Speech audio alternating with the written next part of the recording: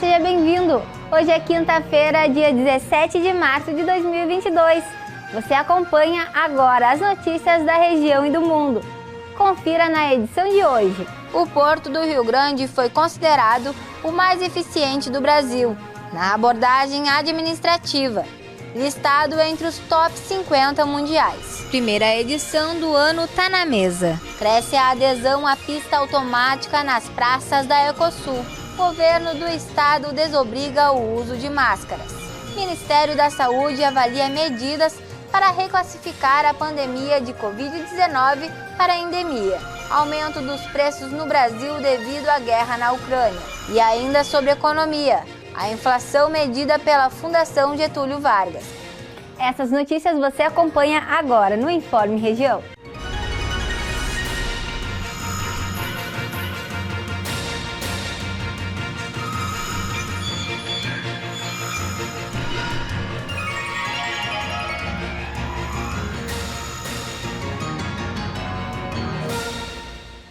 O Porto do Rio Grande foi considerado o mais eficiente no Brasil na abordagem administrativa.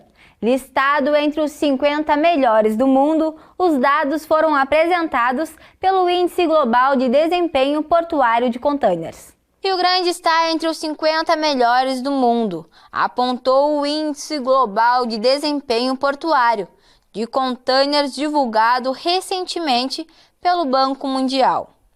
Para se chegar ao resultado, foram analisadas mais de 300 instalações em todos os continentes e utilizou o dado dos maiores armadores do mundo, que são responsáveis por 76% da movimentação global de containers.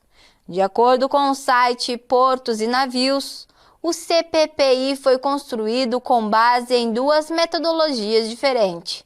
A abordagem administrativa, que reflete o conhecimento e o julgamento de especialistas.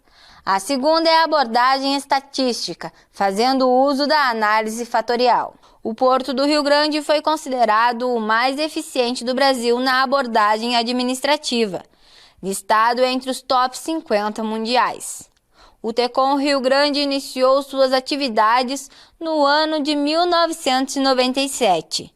E de lá para cá vem se consolidando como um dos principais do país, passando por atualizações constantes para atender às exigências do mercado.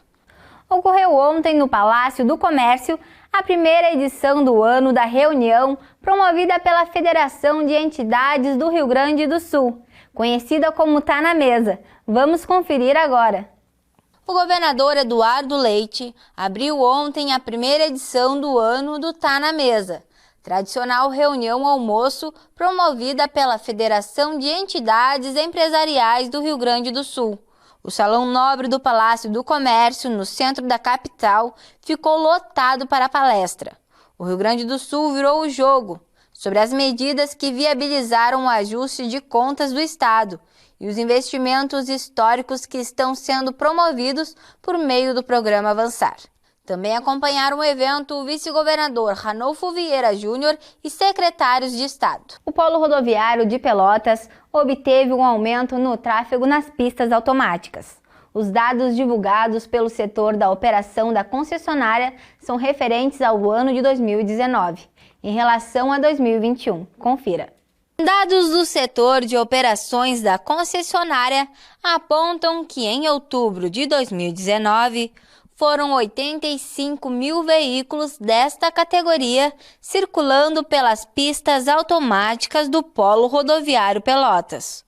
Um ano depois, em plena pandemia, ocorreu um crescimento de 2% no mesmo mês. O mesmo comparativo pode ser aplicado nos veículos comerciais, já que em outubro de 2019 foram 162 mil nas pistas automáticas e em 2021 o tráfego aumentou em 19%.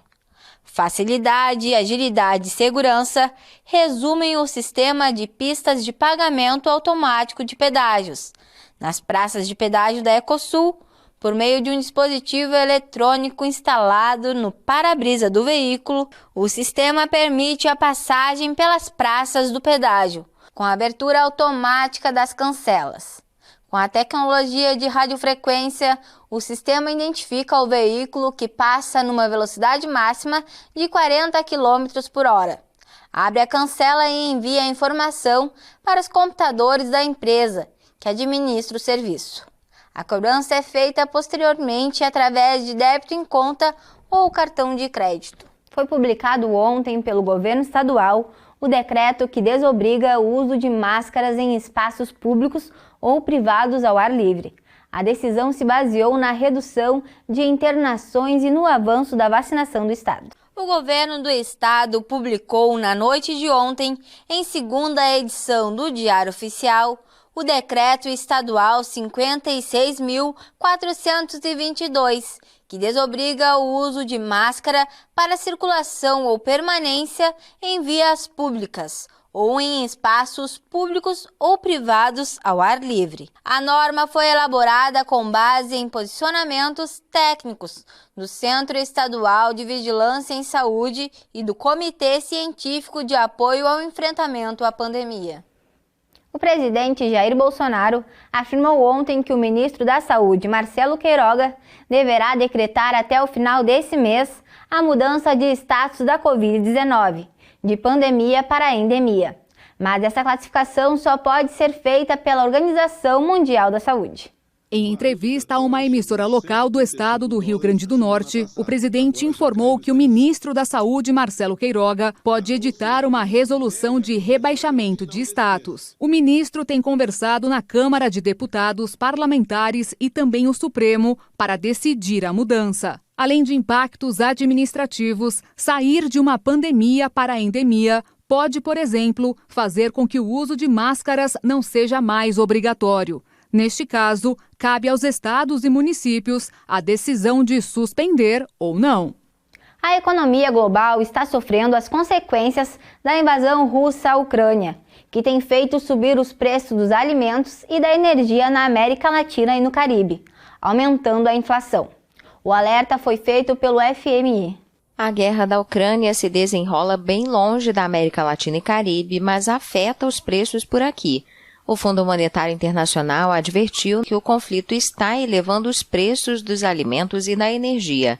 Economistas do FMI alertaram que é provável que os altos preços das matérias-primas acelerem consideravelmente a inflação na região, que registra em média uma taxa anual de 8% em 5 das principais economias: Brasil, México, Chile, Colômbia e Peru. Já a Argentina, a segunda maior economia da América do Sul, vive uma situação ainda pior, pois registra uma inflação de mais de 52% nos últimos 12 meses.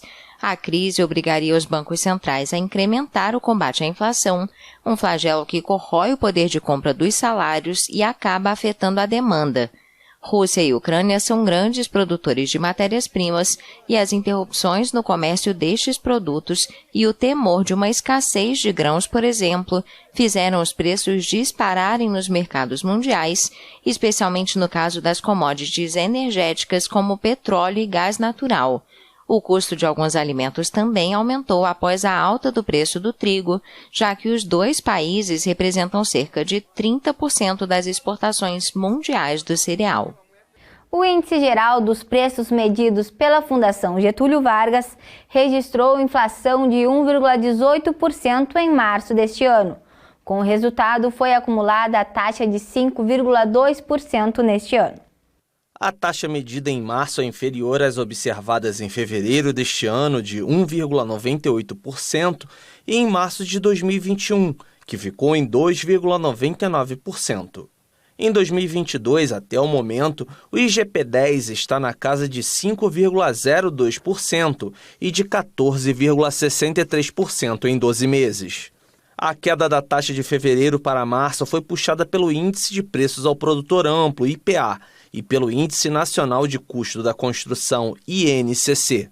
O IPA, que mede o atacado, recuou de 2,51% em fevereiro para 1,44% em março. Já a inflação do INCC caiu de 0,61% em fevereiro para 0,34% em março.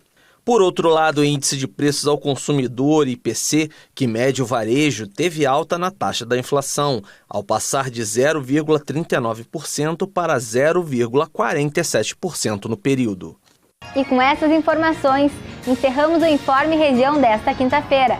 Para você continuar com a gente, siga o nosso Instagram, @TVFarolRS. A todos vocês, uma boa tarde.